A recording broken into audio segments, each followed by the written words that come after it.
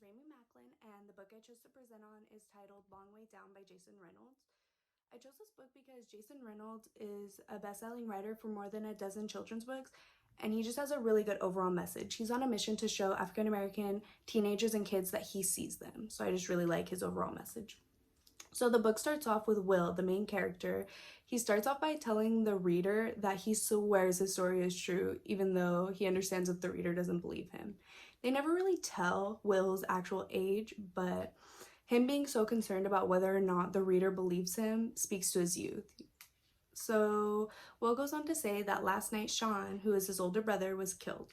Sean was just getting back from picking up their mother's special soap for her eczema when he got shot. Everyone in the neighborhood hits the ground until the shots stop, and when the shots stop, everyone realized that only Sean got hit. So in their neighborhood, beef gets passed around so easily.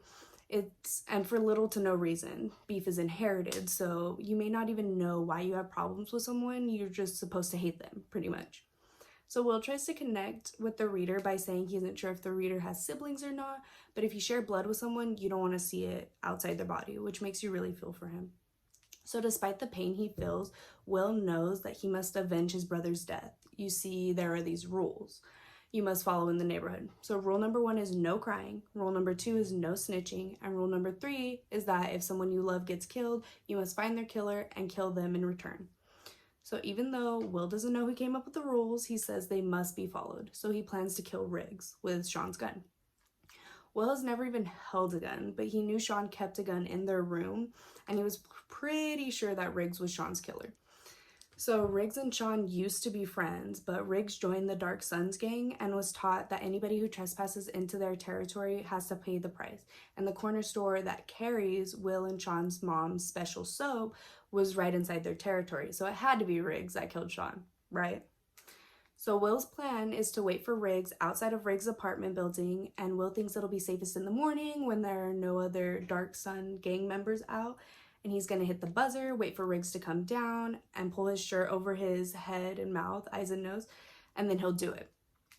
Will tucks his gun in his waistband, and he heads out to the elevator. So Will's apartment has 8 stories, and he's at the top, so he steps in and starts down. The door opens at the 7th floor and a man steps in. Will realizes that it's Buck, who was like a big brother to Sean, but Buck died years ago.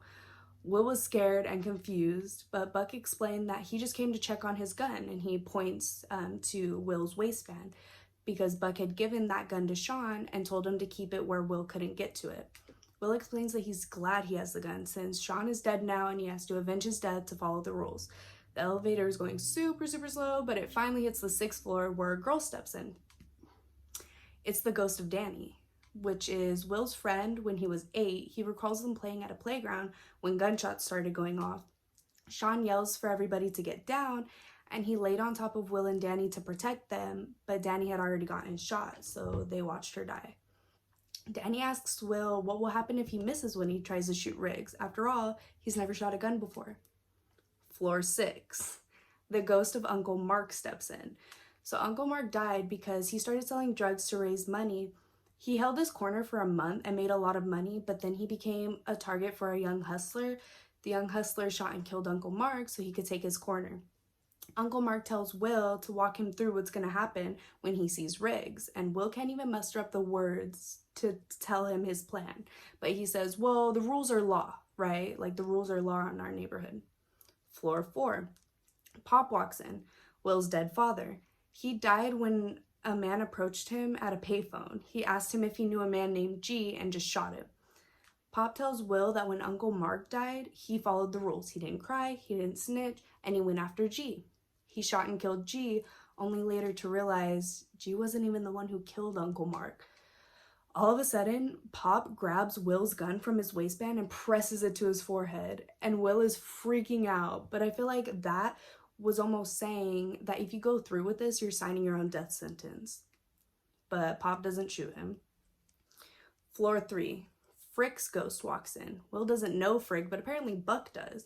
Buck explains that Frick murdered him. In order to get into the Dark Suns gang, Frick had to steal something from Buck, but when Frick pulled his gun out on Buck, Buck laughed and he just started swinging, and Frick, being scared, he just pulled the trigger, shot and killed Buck. floor too. The door opens and Sean steps in. And Sean asks why Will is going to kill Riggs. And Will explains, well, it's the rules. He has to follow. He's always followed the first two, no crying, no snitching. So now he has to go through with the third and avenge Sean's death. Will looks up at Sean only to see him crying. Even though Sean isn't supposed to cry and he never did when he was alive, Will realizes that Sean is still his role model and he doesn't think any less of him. So they finally get down to the bottom floor and Sean steps out and Will's still standing in the elevator. Sean looks back and he turns to Will with tears still in his eyes and asks Will if he's coming. That's the end of the story. So my interpretation of the "are you coming" as the last line in the story is, I think Sean is asking Will if he's ready to join the dead. In other words, if he goes through with this, there's only one outcome because of the rules. So I would recommend this book to my peers. The parallel of going down each floor while also going back in the timeline of previous people killed due to the rules to show Will not to make the same mistake is engaging. Pop shooting G because he was avenging Uncle Mark's death, gets shot by somebody avenging G's death, Frick killing Buck and then getting killed by somebody avenging Buck's death. It's just a never-ending cycle. Jason Reynolds did a great job unfolding the story and showing the struggles of toxic masculinity and systematic racism placed upon young African-American men. Is revenge worth it just because you're told you're supposed to do so, or should you break the neighborhood norm in the cycle and save yourself? It's worth the read.